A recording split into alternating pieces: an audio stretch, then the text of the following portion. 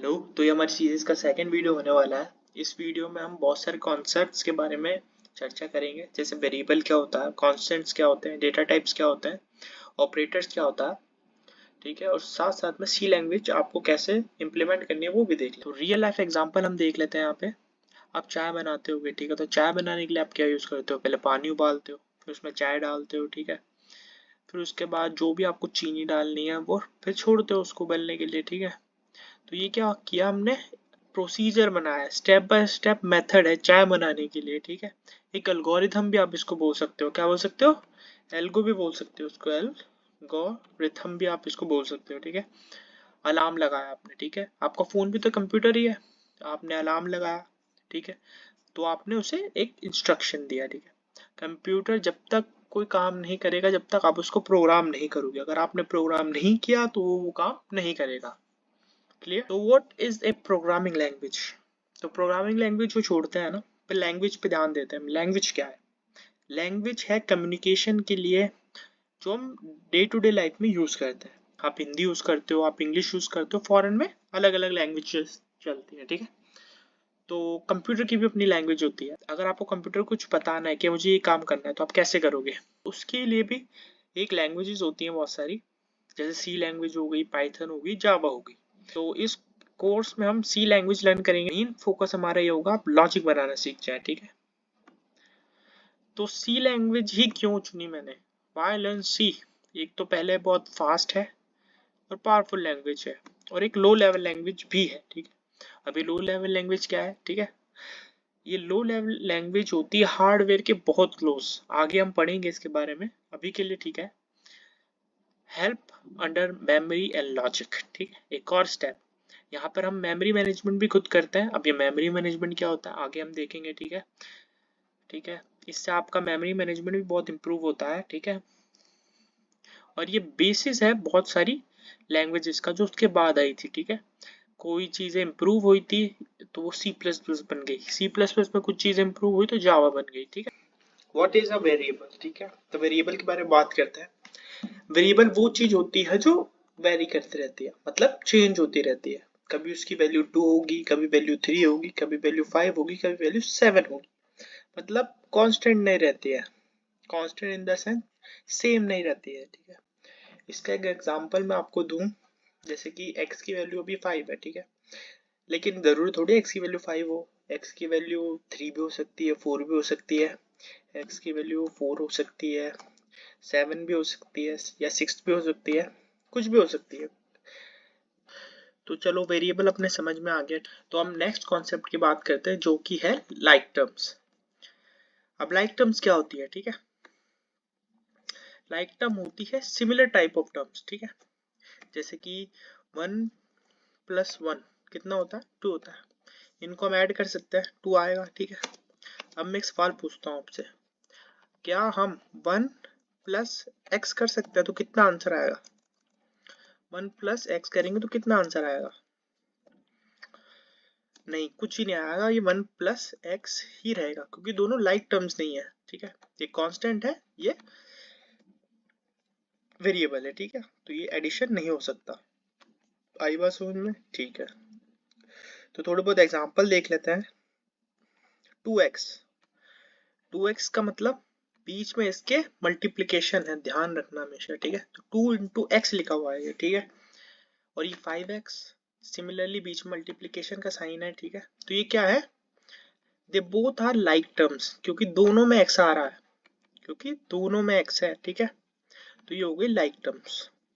अब जैसे कि y² और 7y², ये दोनों लाइक टर्म्स है क्योंकि दोनों में y² आ रहा है, ठीक है। अगर अगर इसमें स्क्वायर नहीं होता तो ये क्या हो जाती? अनलाइक टर्म्स, ये लाइक टर्म्स नहीं रहती फिर, ठीक है। तो यहाँ तक हमें समझ में आता है, ठीक है। अब ये 4x और 3y, they are not like terms क्योंकि डिफरेंट है। आई बात समझ में? ठीक है। x+x करना है तो आंसर कितना आएगा मेरे पास? आंसर रहेगा हमारे पास, गैस करिए आप, वीडियो को पॉज करिए। ओके, सो आंसर रहेगा हमारे पास 2x। अभी 2x कैसे आया मेरे पास? 2x कैसे आया? देखिए, अगर दोनों लाइक टर्म्स है तो एक चीज ध्यान रखिए, यहाँ पर x के साथ, जैसे कि यहाँ पे आप 2x देख रहे हो, ठीक है, x के साथ जो ये नंबर है मल्टीप्लीकेशन में, इसको हम क्या बोलते हैं, कोएफिशिएंट। किसी भी नंबर का कोएफिशिएंट उसके साथ में लगा हुआ नंबर होता है। तो इस केस में तो क्या है, कुछ भी नहीं है, तो इस केस में कोएफिशिएंट होगा 1, ठीक है, इस केस में होगा कोएफिशिएंट 1। अगर आपको दो टर्म्स दिख रही है भाई सेम है, अगर ये भी x है ये भी x है, तो आप क्या करो, उनके कोएफिशिएंट्स को ऐड कर दो, कोएफिशिएंट का एडिशन करना है आपको, ठीक है। तो एग्जांपल्स हम ले लेते हैं, जैसे कि तो फर्स्ट एग्जांपल में हम देखते हैं क्या है, क्या दोनों आइडिया हो सकते हैं, क्या ये टर्म और ये टर्म सेम है या लाइक टर्म्स है, नहीं, बिल्कुल नहीं, ये दोनों लाइक टर्म्स नहीं है, तो ये एज इट इज ही रहेगा, ठीक है। अब यहाँ पर बात करते हैं 4x और 9x, दोनों में x आ रहा है, ठीक है, दोनों में x आ रहा है, इसका मतलब ये क्या है, लाइक टर्म्स। तो लाइक टर्म्स के लिए हम इसको ऐड कर सकते हैं, ऐड करने के लिए हमें कोएफिशिएंट ऐड करने पड़ेंगे, जो कि है 4 और 9, तो हमारा आंसर आ जाएगा 13x, ठीक है। सिमिलरली नेक्स्ट स्टेप है हमारा 9x माइनस 3x, ठीक है, तो क्या है, लाइक टर्म्स है ऑफकोर्स, क्योंकि दोनों में x आ रहा है, ठीक है। तो लेकिन बात यहाँ पे सब्ट्रैक्शन की हो रही है, तो सब्ट्रैक्ट कर देंगे, 9 माइनस 3 कितना होता है 6, अब बड़ा नंबर कौन सा है 9, तो प्लस 6 ही रहेगा, ठीक है, और x हम लगा ही देंगे, ठीक है। अब y और x ये क्या है, क्या ये लाइक टर्म्स है, बिल्कुल नहीं, अगर लाइक टर्म्स नहीं है तो 4y minus 4x as it is आ जाएगा। तो हम आगे बढ़ते हैं, इतना आपको समझ में आया होगा, ठीक है, ये रही बात एडिशन की। अब थोड़ी और एग्जांपल देख लेते हैं, ठीक है, जैसे कि 2xy, ठीक है, प्लस 2xy, या हम कुछ और नंबर ले लेते हैं, 6xy ले लेते हैं, ठीक है, क्या ये दोनों लाइक टर्म्स हैं, थोड़ा सोचिए, वीडियो को पॉज कर दीजिए, दोनों लाइक टर्म्स है, ठीक है, क्योंकि दोनों में xy आ रहा है, ठीक है। अगर ये आपको ये दोनों वेरिएबल दिख जाए सेम, तो लाइक टर्म्स है, ठीक है, तो हमारा आंसर होगा 8xy, ठीक है। फॉर एग्जाम्पल अगर ये 2xy होता, अगर ये 2xy होता और साथ में 6x होता, तो फिर ये लाइक टर्म्स नहीं है, ठीक है, क्योंकि इसमें तो xy है पर इसमें y है ही नहीं, तो ये लाइक टर्म्स नहीं है, तो क्या है ये अनलाइक टर्म, ठीक है, टर्म्स, ठीक है, इतनी बात आपके समझ में आ रही होगी, ठीक है, ठीक है। एंड के अंदर मैं आपको बहुत सारे क्वेश्चंस भी दूंगा प्रैक्टिस करने के लिए, लेकिन अभी के लिए आप इतना ही समझो, ठीक है। यहाँ तक बात रही एडिशन की, अब हम थोड़ी मल्टीप्लिकेशन की भी बात कर लेते हैं, ठीक है, जैसे कि x मल्टीप्लाई बाय x, ठीक है, x मल्टीप्लाई बाय x हो गया, कितना होगा, पहली बात आपको थोड़ा सा मैं पावर के बारे में बताता हूँ, ठीक है, पहले हम बात करते हैं पावर क्या होती है, ठीक है, कितनी बार लिखा है, ये 3 बार मल्टीप्लाई हो रहा है सेम ही नंबर, तो उसको हम ऐसे भी लिख सकते हैं 2, और इसकी पावर हम लिख सकते हैं, पावर का साइन ही होता है, तो 2 की पावर 3, ठीक है, 2 की पावर 3 हो गई। अब ये कहना क्या चाहता है 2 की पावर 3 से, कि 2 3 बार मल्टीप्लाई हो रहा है, ठीक है, 2 3 बार मल्टीप्लाई हो रहा है, बस ये लिखने का तरीका है, ठीक है, आंसर 8 आया, ठीक है, तो 2 की पावर 3 कितना होता है 8।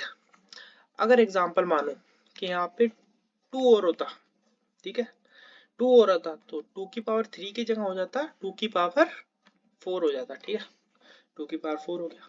अगर मान लो अगर यहाँ पे 3 होता तो आंसर क्या आता, 2 की पावर 3 रहता, लेकिन मल्टीप्लिकेशन में हमारे पास क्या रहता 3, क्योंकि, ठीक है, इतनी बात आपके समझ में आ रही होगी, ठीक है।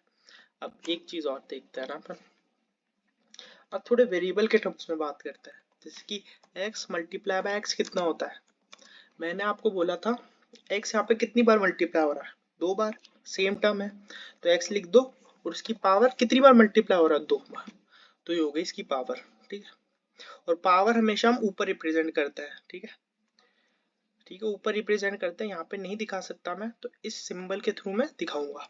अब इसकी पावर क्या चल रही है, इसकी पावर 1 चल रही है, ठीक है, मेरे को लिखना भी होगा तो मैं ऐसे लिखूंगा x की पावर 1, लेकिन 1 को नहीं लिखते हैं तो एज इट इज लिख दिया, ठीक है। आप मुझे बताइए इसका आंसर क्या आएगा। इसका आंसर आएगा x की पावर 3। पावर लगाने के लिए मैं लगाऊंगा ये साइन, ठीक है, ये पावर का साइन होता है, ठीक है। और आप इसको डायरेक्ट अगर कॉपी पे लिख रहे हो तो इसकी इस साइन की जगह पे 3 लिख सकते हो आप, ठीक है। तो हम समझ जाएंगे x 3 बार मल्टीप्लाई हो रहा है, ठीक है। अब सिमिलरली अगर मैं बात कर रहा हूँ x प्लस एक्स की, तो मैंने आपको सिखाया था तीनों लाइक टर्म है तो कोफिशिएंट्स क्या हो जाएंगे, ऐड हो जाएंगे। तो ठीक है, मैंने क्या किया, दोनों के तीनों कोफिशिएंट क्या है 1 1 1, तो 1x 1x 1x लिखा हुआ है, तो आंसर होगा हमारा 3x। तो शायद आपको बात समझ में आ गई होगी। अब थोड़ा प्रोग्रामिंग की टर्म्स में बात कर लेते हैं। वेरिएबल क्या रखता है, अपने अंदर एक स्टोर्ड डेटा, मतलब कोई वैल्यू रखेगा वो। फॉर एग्जाम्पल अगर इंट एज लिखा मैंने, तो किसी की एज 24 हो सकती है, 25 हो सकती है, तो एज वेरिएबल में क्या आ गई, उसकी एज आ गई। तो हम कांस्टेंट की तरफ अब मूव करने जा रहे हैं। तो what is a constant. Constant कुछ भी हो सकता है, एक फिक्स चीज रहेगी जो कभी चेंज नहीं होगी। क्या वन वन की वैल्यू कभी चेंज होगी, नहीं, वन वन ही रहता है। आपने पाई के बारे में सुना होगा, मैथ्स के अंदर बहुत यूज करते हैं, सर्कल की सर्कमफेरेंस और एरिया निकालने में काम में आता है, ठीक है। इसकी वैल्यू होती है 3.14 approx, which is a fix value, कभी चेंज नहीं होगी, ठीक है। वेरिएबल चेंज हो सकता है, ठीक है, लेकिन कांस्टेंट कभी चेंज नहीं होगा। तो a variable that can not, अगर प्रोग्रामिंग की टर्म से बात अगर प्रोग्रामिंग की टर्म से बात करें, a variable that can not change is called constant. In C language, जैसे कि हमने एक वेरिएबल बनाया, ठीक है, फ्लोट पाई, ठीक है, हम यहाँ पे कॉन्स्ट लिख देंगे। कॉन्स्ट लिखने से क्या होगा, ये कभी चेंज नहीं हो सकता, ठीक है। ये कॉन्स्ट क्या है, जब हम प्रोग्रामिंग करेंगे, ये कीवर्ड है, आपको बहुत सारे कीवर्ड्स के बारे में बताऊंगा, पर अभी आप इतना समझिए, अभी आप इतना समझिए, जिस वेरिएबल की वैल्यू चेंज नहीं होती वो क्या होता है, कांस्टेंट, ठीक है। अब थोड़ा हम नेक्स्ट स्टेप पे चलते हैं और डेटा टाइप्स के बारे में बात करते हैं। What are data types. Data आपको स्टोर करना है कंप्यूटर में, ठीक है, तो डेटा बहुत प्रकार का होता है, ठीक है। आपको किसी की एज स्टोर करनी है तो वो आप इंट में करेंगे। आपको किसी की सैलरी स्टोर करनी है, ठीक है, तो आप फ्लोट में करेंगे, क्योंकि सैलरी पॉइंट्स में हो सकती है, ठीक है। और अगर आपको किसी ग्रुप का नाम देना है, जैसे कि ग्रुप ए हो गया, ग्रुप बी हो गया, सेक्शन ए हो गया, सेक्शन बी हो गया, तो आप कैरेक्टर यूज करेंगे, क्योंकि आपको पता है A section B section single word है, ठीक है। अगर आपको डेसिमल नंबर स्टोर करना है, ठीक है, तो आप डबल यूज करेंगे। आप फ्लोट भी यूज कर सकते हो, और दोनों में अंतर क्या होता है ये भी हम आगे जानेंगे, ठीक है। एग्जाम्पल के तौर पे मैं बोलूँ, मैंने इंट ए लिखा, ठीक है, मैंने बताया एक किस टाइप का बनाऊं, इंट टाइप का, तो इसमें 10 स्टोर किया। अब मैं इसमें पॉइंट वाली वैल्यू स्टोर नहीं कर सकता, मैं इसमें 10.1 स्टोर नहीं कर सकता, ठीक है। अगर कोशिश भी करूंगा तो 10 ही स्टोर होगा, पॉइंट को वो डिस्कार्ड कर देगा। अगर मुझे डेसिमल वैल्यूज स्टोर करनी है तो मैं तो यूज करूंगा फोल्ड, फ्लोट या डबल, ठीक है। तो अब हम बात करते हैं ऑपरेटर्स के बारे में, ठीक है। तो सी लैंग्वेज में 5 टाइप के ऑपरेटर्स होते हैं। जैसे कि अर्थमेटिक के बारे में बात करते हैं। अर्थमेटिक एडिशन करने के काम में आता है। मल्टीप्लिकेशन डिवीजन और मॉड। मॉड के बारे में हम जान ही चुके हैं, ठीक है। जो रिमाइंडर बचता है वो होता है मॉड का आंसर, ठीक है। असाइनमेंट ऑपरेटर, ये असाइनमेंट ऑपरेटर के बारे में हम बात कर लेते हैं, ठीक है। अगर मुझे x के अंदर कुछ स्टोर कराना है तो मैं क्या करूंगा, असाइनमेंट ऑपरेटर। अब x के अंदर 2 चला गया है, ठीक है। अगर मैं x को भी प्रिंट कराऊंगा तो मेरे पास क्या प्रिंट होगा, 2 प्रिंट होगा मेरे पास अभी, ठीक है। अगर x की वैल्यू मैं 3 कर देता हूँ तो अभी क्या प्रिंट होगा मेरे पास, 3 प्रिंट होगा, सिंपल सी बात है, ठीक है। नेक्स्ट ऑपरेटर है हमारा असाइनमेंट ऑपरेटर। ये भी असाइनमेंट ऑपरेटर ही है। जैसे कि मैंने लिखा +3, तो इसका मतलब क्या है, इसका मतलब ये है x equal to x plus 3। इसका मतलब क्या है, x equal to x plus 3। यानी कि अगर x की वैल्यू 3 है, अगर x की वैल्यू 3 है तो 3 यहाँ पे लिख दो और वापस x में असाइन कर दो, ठीक है। फॉर एग्जाम्पल x की वैल्यू, ये तो मैंने ऑपरेटर का एग्जाम्पल दिया, मान लो अभी x की वैल्यू कितनी चल रही है हमारी, 2 चल रही है, ठीक है। और मैंने ऐसे लिख दिया नेक्स्ट स्टेप में, ठीक है। नेक्स्ट स्टेप में मैंने ऐसे लिखा, ठीक है। तो इतने स्टेप होगा, x की वैल्यू 2 थी, मैंने लिखा ऐसे, जो कि किसके बराबर होता है, इसके बराबर। ये दोनों सेम चीज ही है, दोनों एक ही चीज है, ठीक है। चाहे आप ऐसे लिख लो चाहे आप ऐसे लिख लो, ठीक है। तो मैं आपको सिंपली करने के लिए, मान लो x की वैल्यू भी 2 है, तो मैंने लिखा x equal to x plus 2, 2 की जगह मैं 4 कर लेता हूँ, ठीक है। अभी x की वैल्यू कितनी चल रही है, 2, ठीक है। मैंने यहाँ पे 2 आ जाएगा, ठीक है। तो हमारा आंसर जो रहेगा वो रहेगा, x की वैल्यू कितनी हो जाएगी, 2 प्लस 4, जो कि बराबर हो जाएगी 6 के। तो अब x की वैल्यू कितनी है, अभी x की वैल्यू 6 है, तो आंसर है हमारा 6।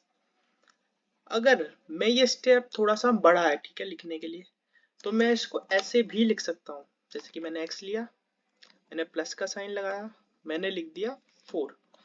तो इन दोनों चीजों का मतलब एक ही है। x में मैंने क्या स्टोर कर दिया, x में मैंने प्लस किया 4 और उसी को वापस x में स्टोर कर दिया, ठीक है। ये थोड़ा कॉम्प्लिकेटेड हो सकता है आप लोगों को समझने के लिए, लेकिन 90% केसेस में आपको ये चीज करनी पड़ेगी, ठीक है। आई होप आप इस बात को अच्छे से समझ पा रहे होंगे, ठीक है। वापस हम देखते हैं एक बार, जैसे कि x की वैल्यू 2 है यहाँ पे, ठीक है। नेक्स्ट स्टेप मैं चाहता हूँ कि x के अंदर 4 ऐड हो जाए, तो वापस x में ही स्टोर हो जाए। तो मैं इसको इस तरह से लिख सकता हूँ, ठीक है। इसका शॉर्ट फॉर्म लिखने का तरीका यह है, तो मैंने इसे क्या, तो हमने इसे क्या बना दिया, एक ऑपरेटर बना दिया ताकि पढ़ने में इजी हो, ठीक है। x के अंदर 4 ऐड करो और वापस x में स्टोर कर दो, ठीक है। तो हमने ऐड किया, 2x की वैल्यू 2 थी, ठीक है। 4 तो कांस्टेंट था ही, तो x की वैल्यू हो गई 6। तो अब x के अंदर कितना है, 6, ठीक है। इतनी बात आपके समझ में आ रही होगी। सिमिलरली माइनस, प्लस की जगह आप माइनस कर दोगे तो वही कहानी रिपीट हो जाएगी हमारे लिए, ठीक है। यहाँ पर माइनस आ जाएगा और 2 माइनस 4 कितना होता है, 2 ही होता है, तो 2 लिख देंगे हम, लेकिन साइन आएगा ग्रेटर नंबर का। तो x के अंदर अब क्या स्टोर हो चुका है, -2। I hope it understand. तो हम इसे हटाते हैं। हो सकता है आपको थोड़ी समझने में दिक्कत हो, लेकिन जब हम क्वेश्चंस करेंगे तो आप बिल्कुल इसे समझ जाएंगे। आप पढ़ते रहिए, वीडियो को ड्रॉप मत कीजिए, ठीक है। अब हम बात करते हैं कंपैरिजन ऑपरेटर्स। अब ये क्या होता है, कंपैरिजन ऑपरेटर क्या करता है, किसी वैल्यू को कंपेयर करने में। जैसे कि 2 या 3 में से कौन बड़ा है, आप कैसे बताओगे, 2 और 3 में से कौन बड़ा है, 3 बड़ा है। तो मैं क्या कर दूंगा, ऐसे जहां पर ये मुंह खुलेगा वो नंबर कौन सा है, बड़ा है, ठीक है। 3 बड़ा है तो ऐसे लिखेंगे। अब इनमें छोटा नंबर कौन है, 2, तो जहां पर फेस क्लोज्ड है वहां पर हम छोटा नंबर लिखते हैं। इतनी बात क्लियर हो गई, ठीक है।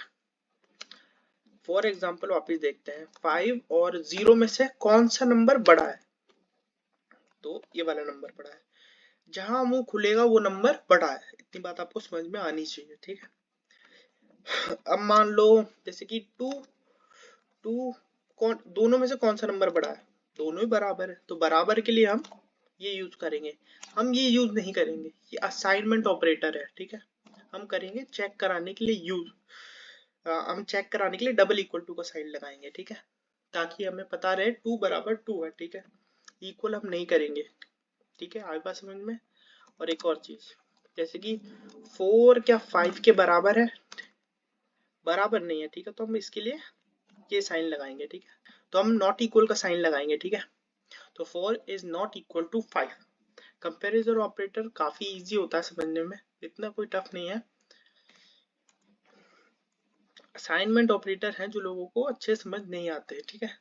अब थोड़ा लॉजिकल ऑपरेटर की बात कर लेते हैं, ठीक है। लॉजिकल ऑपरेटर एंड, इसको बोलते हैं हम एंड, ये होता है और ये होता है नॉट ऑपरेटर, ठीक है। अब लॉजिकल ऑपरेटर की बात करते हैं, ठीक है। एंड, जैसे कि 2 कंडीशंस हैं आपके पास। आप गए एक शॉप के अंदर, ठीक है, चॉकलेट लेने, आपको पसंद आई डेयरी मिल्क, और एंड 5 स्टार। आपको दोनों लेनी है, आपको दोनों बाय करनी है, तो आप क्या यूज करेंगे एंड। आपके पास दोनों खरीदने के लिए पैसे हैं तो आप क्या करोगे, एंड यूज करोगे। तो आप डेयरी मिल्क भी ले आए और 5 स्टार भी ले आए। लेकिन मान लो आपके पास 10 रुपए थे, ठीक है, तो आप दोनों में से कोई एक यूज कर सकते हो, ठीक है। तो आप क्या यूज करोगे, और या तो डेयरी मिल्क लेनी है या तो फिर 5 स्टार लेनी है, ठीक है। दोनों नहीं ले सकते, उस केस पे हम क्या यूज करेंगे, और। आई बात समझ में, ठीक है। तो नेक्स्ट स्टेप पे चलते हैं हम, एक एग्जांपल और देखते हैं सर, ठीक है। x की वैल्यू अगर 2 से बड़ी हो, है ना, एंड के लिए हम यूज करेंगे x की वैल्यू 2 से बड़ी होनी चाहिए, है ना, ठीक है, और 10 से छोटी होनी चाहिए, ठीक है। x की वैल्यू 2 से बड़ी और 10 से छोटी, ठीक है। और मैं आपके केस में ले आया x की वैल्यू मान लो 5 है, ठीक है। x की वैल्यू इस केस में मान लो 5 कर दी मैंने। तो हम देखते हैं ना, x की वैल्यू 2 से बड़ी है, हाँ बड़ी है क्योंकि 5 है। क्या x की वैल्यू 10 से छोटी है, हाँ छोटी है क्योंकि 5 है। 5 क्योंकि 5 जो होता है वो 10 से छोटा होता है, 2 से बड़ा होता है। तो दोनों केस में क्या आएगा मेरे पास, यहाँ पर भी क्या है, ट्रू, और इस केस में भी क्या है मेरे पास, ट्रू। तो ट्रू और ट्रू, ट्रू हो गया तो मेरी कंडीशन चल गई, ठीक है। अब मान लो मैंने यहाँ पे और ऑपरेटर यूज किया होता, अगर दोनों में से भी कोई एक कंडीशन सही है तो भी हमारा काम हो जाए। इसको एक तरीके से और समझते हैं हम, जैसे कि ट्रू, अगर बीच में एंड लगा हुआ है ट्रू, तो आंसर हमारा आएगा ट्रू। आई बात समझ में। अगर मैंने लिखा हुआ है ट्रू और बीच में एंड ऑपरेटर है और आंसर है फॉल्स, तो आंसर आएगा हमारा, क्या आंसर आएगा, फॉल्स। अगर दोनों कंडीशन ट्रू है तो तभी हमारे पास ट्रू आंसर आएगा, ठीक है। अगर दोनों में से कोई एक कंडीशन भी फॉल्स है तो आंसर हमारे पास फॉल्स हो जाएगा, ठीक है। अगर हम दोनों को और से रिप्लेस कर दें, ठीक है, अगर दोनों में से एक कंडीशन भी ट्रू है तो आंसर क्या हो जाएगा हमारा, ट्रू। और टेबल हम समझते हैं, ठीक है। कंडीशन ए मान लो, ठीक है, इसको और टेबल समझते हैं, ठीक है। तो कंडीशन है हमारे पास, कंडीशन बी है, अगर दोनों फॉल्स है तो आंसर क्या आएगा, फॉल्स, ठीक है। अगर दोनों में से कोई एक भी ट्रू है तो आंसर आएगा ट्रू। अगर दोनों में से एक भी ट्रू है तो एग्जैक्टली ट्रू। अगर दोनों ट्रू है तो आंसर भी क्या आएगा हमारा, ट्रू। थोड़ा सा एंड टेबल के बारे में देख लेते हैं, ठीक है। अब मैं यहाँ पर इसको डिलीट कर देता हूँ और इसकी जगह पे एंड टेबल पेस्ट कर देता हूँ, ठीक है। अब अगर दोनों कंडीशंस फॉल्स है, ठीक है, तो आंसर क्या आएगा, फॉल्स, ठीक है। अगर एक भी ट्रू है, अगर एक भी फॉल्स है तो आंसर फॉल्स, ठीक है। सिमिलरली यहाँ पे फॉल्स, अगर दोनों कंडीशन ट्रू है तो आंसर ट्रू, ठीक है। ये हो गई हमारी and table, and this is called not operator, ठीक है। This is called not operator, not operator. और इसका काम क्या होता है, ये ट्रू को फॉल्स बना देगा और फॉल्स को ट्रू बना देगा, ठीक है। ट्रू को फॉल्स बना देगा और फॉल्स को ट्रू बना देगा अगर नॉट लिखा होगा तो, ठीक है। फॉर एग्जाम्पल, जैसे कि मैंने बोला, क्या 2 बराबर है 3 के, तो आप बोलोगे नहीं, ये तो क्या है कि फॉल्स स्टेटमेंट है, क्योंकि 2 3 के बराबर थोड़ी होता है, 2 3 के बराबर थोड़ी होता, तो ये एक फॉल्स स्टेटमेंट है। लेकिन अगर मैं आपसे कहूं कि 2 3 के बराबर नहीं है, ठीक है, और मैंने यहाँ पे ये लगा दिया, तो आंसर मेरे पास क्या आएगा, फॉल्स नहीं आएगा। इन दोनों को ब्रैकेट को जब सॉल्व करेंगे तो आंसर फॉल्स आएगा, लेकिन जैसे ही बाहर नॉट लगेगा मेरे पास क्या आ जाएगा, ट्रू। आई बात समझ में, ठीक है। ये होता है हमारा लॉजिकल ऑपरेटर, ठीक है। अब एग्जांपल तो हम देख ही चुके हैं, अब एक और थोड़ा मुश्किल, जैसे कि इफ कंडीशन हम यूज करेंगे आगे जाके, जैसे कि a is greater than b, and लगा हुआ है बीच में, और b नॉट इक्वल टू 0। इसमें सारे आपके मोस्टली ऑपरेटर यूज हो गए, लॉजिकल वाले या असाइनमेंट वाले, कंपैरिजन वाले, ठीक है। अब a is greater than b, ये डिपेंड करेगा a और b की वैल्यू पे, ठीक है। b is not equal to 0 depend करेगा b की वैल्यू पे, ठीक है। और बीच में एंड आ गया, ठीक है।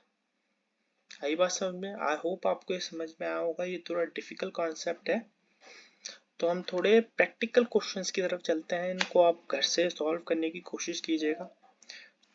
आपको आइडेंटिफाई करना है लाइक टर्म्स हैं या नहीं है, सेकंड वाले में आपको इनको ऐड करना है, और अगर पूछ रहा है लाइक टर्म से तो आपको बताना है लाइक टर्म से, ठीक है। इसको सॉल्व करना है, इसको मल्टीप्लाई करना है, इसको डिवाइड करना है, ठीक है। इसको कंबाइन करना है, मतलब एडिशन करना है आपको, ठीक है। इसको मल्टीप्लाई करना है, ठीक है। डिवीजन मैंने आपको नहीं सिखाया, ठीक है, तो आप इसको स्किप भी कर सकते हो, ठीक है। तो मिलते हैं हम नेक्स्ट वीडियो में। Till then bye.